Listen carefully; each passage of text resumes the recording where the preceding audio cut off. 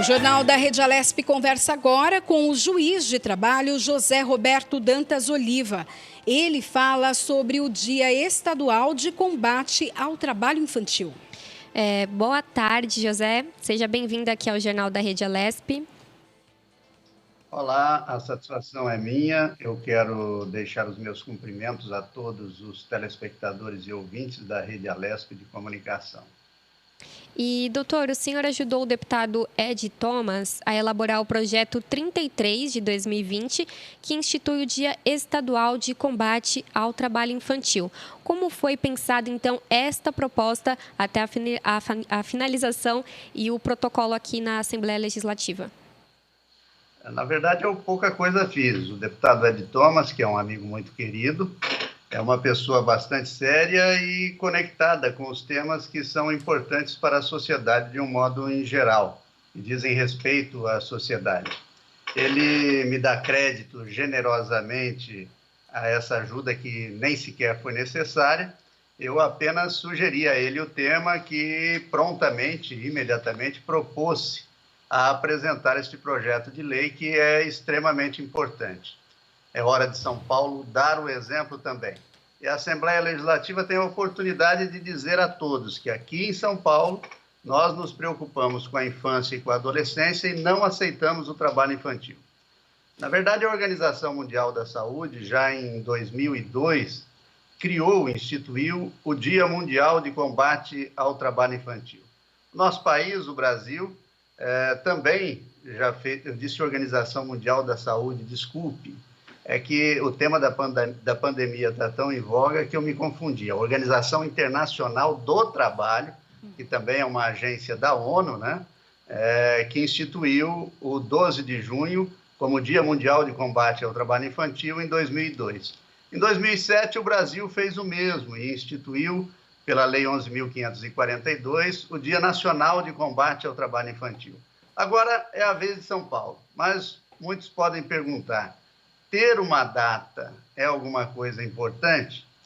Bom, em primeiro lugar, eu diria o seguinte, todos os dias é dia de combater o trabalho infantil, mas o simbologismo, a simbologia de uma data é extremamente importante porque deixa uma mensagem clara de que nós não toleramos essa afronta à dignidade da pessoa humana, aos direitos humanos das crianças e adolescentes brasileiros. Então, a Constituição da República Brasileira e o Estatuto da Criança e do Adolescente já dizem que a família, a sociedade, o Estado, a comunidade, diz também o ECA, devem conferir proteção integral e absolutamente prioritária, então não é uma proteção qualquer, às crianças e adolescentes brasileiros. Desde a emenda 65 de 2010, os jovens também têm essa proteção constitucional e infralegal. Mas eu sempre digo que as crianças e adolescentes é que devem ter prioridade. E, nesse sentido, não podemos mais permitir que crianças e adolescentes no Brasil, isso não é um problema só brasileiro, é mundial, mas que crianças e adolescentes no Brasil continuem sendo exploradas.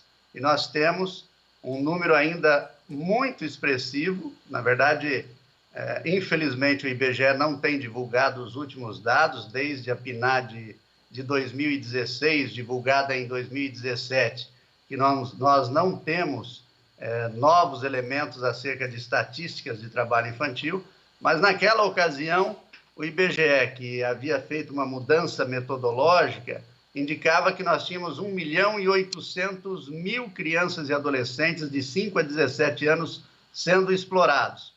Eu acrescento, em razão dessa mudança metodológica, mais 716.000 crianças e adolescentes que também trabalhavam para o próprio consumo e sustento, e digo que naquela ocasião nós tínhamos então 2.551.000 crianças e adolescentes. Como faz vários anos que essas estatísticas não são publicadas, não sei dizer hoje quantas crianças e adolescentes nós teríamos no Brasil sendo exploradas. Em São Paulo, seguramente, nós temos em torno de 500.000 crianças e adolescentes nessa mesma faixa etária de 5 a 17 anos, sendo explorados pelo trabalho infantil. E no mundo são 152 milhões de crianças e adolescentes, também na faixa de 5 a 17 anos, sendo explorados. Então, nós temos, sim, que combater essa chaga social. Nós temos, inclusive, a Agenda 2030 da Organização das Nações Unidas, que prega, numa das suas metas, no objetivo 8, que trata do trabalho decente e do progresso econômico, nós temos a meta 8.7, que diz: não há mais tempo para erradicar as piores formas de trabalho infantil e todas as formas de trabalho infantil deverão ser eliminadas até 2025. Então, esse é um compromisso do Brasil, deve ser um compromisso de São Paulo e de todos os brasileiros. Doutor, eu queria que o senhor explicasse para a gente o que caracteriza, então, o trabalho infantil. O senhor passou essa idade, né, de 5 a 17 anos, trouxe aí né, dados números alarmantes, mas essa idade, porque também tem os adolescentes que podem não trabalhar, mas tem ali a oportunidade de ter um curto período ali de trabalho, como aprendizes. Eu queria que o senhor explicasse para a gente, e em São Paulo, qual é a maior incidência de trabalho infantil encontrado? Olha, essa questão da idade mínima do trabalho infantil é uma questão bastante complexa. Na verdade, há alguns tipos de trabalho, né, que, por serem absolutamente prejudiciais, eles não podem ser realizados por quem tenha menos de 18 anos de idade. Então, se alguém com menos de 18 anos realizar esse tipo de trabalho, isso já é considerado trabalho infantil. Que tipo de trabalho é esse que não pode ser realizado por quem não tenha 18 anos e, se for, será considerado trabalho infantil? Bom, nós temos a proibição, por exemplo, do trabalho noturno, que na zona urbana é considerado aquele realizado entre as 22 horas de um dia e as 5 horas do outro. Então, isso é proibido terminantemente para quem não tem ainda 18 anos de idade. Também é proibido para quem não tem 18 anos o trabalho insalubre, o trabalho perigoso e o trabalho penoso. Também aquele tipo de trabalho realizado em locais prejudiciais à formação, ao desenvolvimento físico, psíquico, moral e social do adolescente. E nós temos ainda a Convenção 182 da Organização Internacional do Trabalho, que, veja só, ontem essa convenção, que trata das piores formas de trabalho infantil, teve ratificação universal por todos os países membros da Organização Internacional do Trabalho. Isso é extremamente importante, porque é um compromisso do mundo dizendo: não aceitamos mais esse tipo de exploração de crianças e adolescentes. Convenção 182 da OIT trata das piores formas de trabalho infantil e ontem o último país que a ratificou somou, então, 187 países, todos membros da Organização Internacional do Trabalho. Repito, isso foi ontem, tá? Em plena pandemia, dizendo: não aceitamos mais esse tipo de coisa. E essa convenção foi regulamentada no Brasil pelo Decreto 6.481 de 2008, que traz a lista TIP, que é a lista das piores formas de trabalho infantil. Aí envolve questões de crianças e adolescentes trabalhando em pedreiras, no sisal, naquelas que são mesmo consideradas as piores formas na essência e são reconhecidas por qualquer pessoa, em carvoarias, né? Mas há outros tipos de trabalho que podem não parecer, num primeiro momento, que seriam tão graves, mas são, e estão na lista TIP também das piores formas de trabalho infantil. Então, muita gente não sabe, por exemplo, que não pode haver trabalho doméstico antes dos 18 anos de idade. E por que não pode? As crianças e adolescentes que são as maiores vítimas desse tipo de trabalho são normalmente meninas, e o trabalho infantil doméstico tem também cor. Ele vitima principalmente crianças negras, pretas e pardas, né? E essas crianças que são vítimas, às vezes, de abusos dentro dos lares de terceiro, abusos até de ordem sexual. Então, isso é traumático, é extremamente prejudicial e, por isso, o trabalho doméstico foi incluído também na lista TIP. Muitos perguntam, mas então nenhuma criança não pode fazer absolutamente nada dentro de casa? Não é disto que se trata. Na verdade, uma criança, um adolescente, principalmente numa época como essa em que estamos vivendo, podem e até devem organizar seu próprio espaço, né, o seu quarto, ajudar a fazer a cama, coisas desse tipo, são perfeitamente admissíveis e devem ser até realizadas para ajudar na formação educacional da criança. Agora, o que não se pode, por exemplo, é colocar uma criança para cuidar de outro o tempo inteiro, não se pode obrigar que uma criança faça a limpeza da casa, que cozinhe, veja só a preocupação com o manuseio de facas, de fogo, de óleo quente, coisas desse tipo. Agora, além dessa situação da lista TIP, no Brasil, nós temos na Constituição Federal a proibição de trabalho antes dos 16 anos, de qualquer trabalho antes dos 16 anos. Tá? A única permissão, como você bem disse, é na situação de aprendizagem. A aprendizagem profissional, que envolve ensinamento técnico profissional metódico, ou seja, não é simples trabalho, o adolescente deve estar frequentando um curso de formação que, ao final, lhe dê uma qualificação profissional, e essa aprendizagem é permitida a partir dos 14 anos, dentro de limitações que aqui o espaço não permite dizer quais são, mas que existe essa necessidade de aliar o trabalho ao que está sendo ensinado. Então, esse tipo de trabalho é permitido a partir dos 14 anos.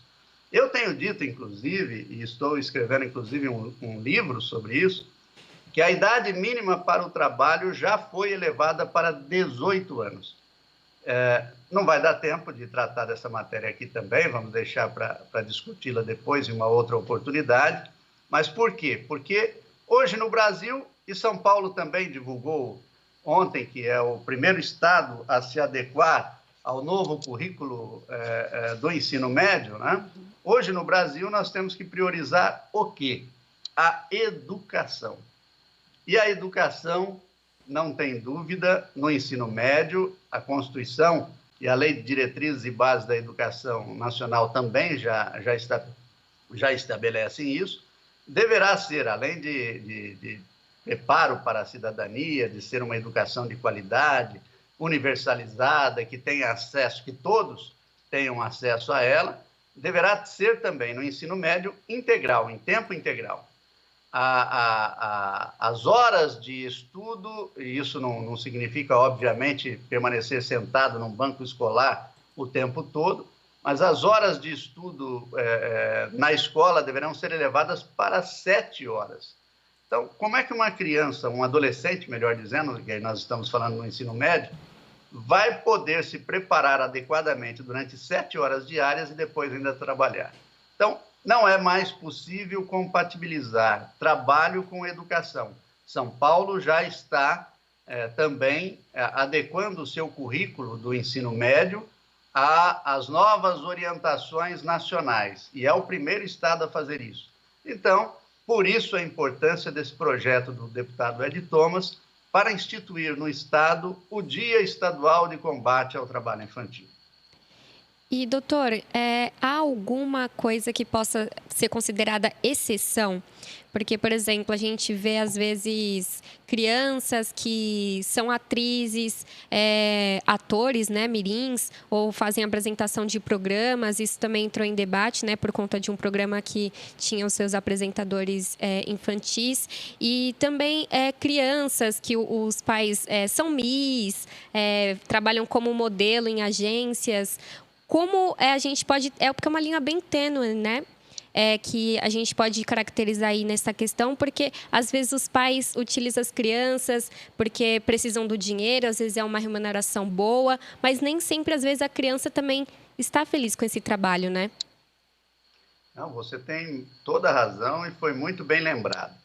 Na verdade, essa é uma situação extremamente difícil, porque às vezes você se vê diante de um dilema, né? Você não pode impedir que uma criança ou um adolescente desenvolva até o seu talento inato, aquele que nasce com ele, né? Mas você tem que se preocupar porque esse tipo de trabalho pode trazer enormes riscos e, a exemplo de outros, ser tão ou mais prejudicial ainda ao desenvolvimento, especialmente psíquico, da criança e do adolescente, que deixam de brincar, às vezes deixam de frequentar, ou se frequentam, e é obrigatório frequentar, mas perdem um tempo importante da educação, do estudo, para memorizar, por exemplo, textos que devem ser... enfim, os bastidores da televisão, do mundo artístico, podem ser também muito prejudiciais às crianças e adolescentes. Mas aí você pergunta, há uma exceção? Há uma exceção. A Convenção 138 da Organização Internacional do Trabalho permite, ela foi ratificada pelo Brasil e, portanto, integra o ordenamento jurídico brasileiro, ela permite que, mediante autorização judicial, e essa autorização deve ter cláusulas de proteção a essa criança e adolescente artista trabalhador. Então, mediante uma autorização judicial, que deve ser individual, não pode ser envolver várias crianças e adolescentes ao mesmo tempo, então deve ser tratada individualmente, mediante essa autorização judicial e diante de proteções que devem ser estabelecidas pelo juiz, aí a criança pode ser autorizada a trabalhar no mundo artístico, sempre acompanhada dos pais ou responsáveis e com todas as cautelas que devem cercar esse tipo de trabalho. Aí fica a pergunta, será possível impedir que qualquer prejuízo aconteça a essa criança? Infelizmente, não. Vai caber a sensibilidade do juiz no estabelecimento de todas as regras e cláusulas, proteger o máximo possível essa criança e o adolescente, né?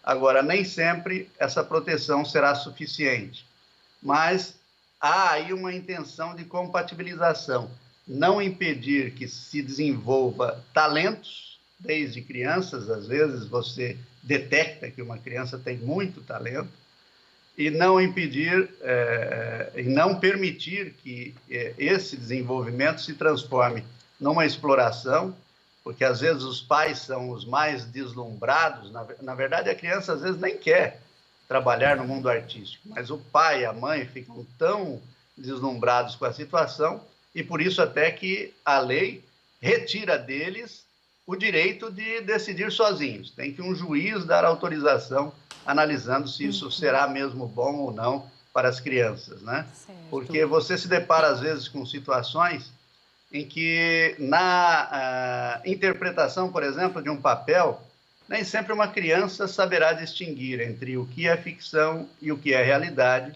e isso pode, sem dúvida nenhuma, trazer muitos prejuízos ao seu desenvolvimento, se não físico, pelo menos no aspecto psicológico, psíquico, enfim. Então, é uma preocupação, sim, a gente sabe que o trabalho infantil artístico invade nossas casas diariamente, às vezes com o simples acionamento de um botão, não pede nem permissão, mas há uma preocupação nesse sentido. E é uma excepcionalidade também, muito bem lembrada por você.